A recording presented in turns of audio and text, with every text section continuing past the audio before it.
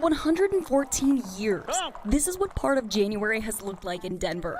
The National Western Stock Show attracts 700,000 people from all over the country and all around the world. Every January, for 16 days, we host the Super Bowl of livestock shows. Every January, except for one cancellation in 1915. Now, more than 100 years later, January 2021 is the second. It is with heartfelt emotion we must announce today that the 115th National Western Stock Show must be postponed by 1 year. Monday's announcement was one the National Western Stock Show president hoped they wouldn't have to make. But after 6 months trying to find a safe alternative. Listen, emotionally, it's a very difficult decision on me.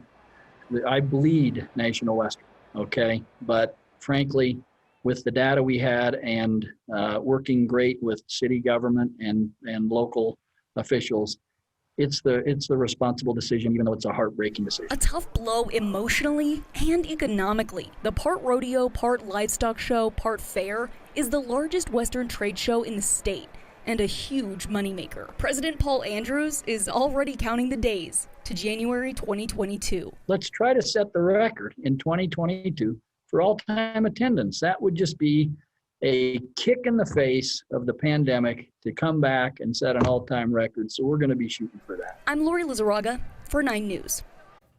We can do that. Despite the postponement, the National Western Stock Show Scholarship Trust Fund will award scholarships to 110 students studying in the fields of agriculture and rural medicine at schools across Colorado and Wyoming. That amounts to just over $500,000 in scholarship money this year.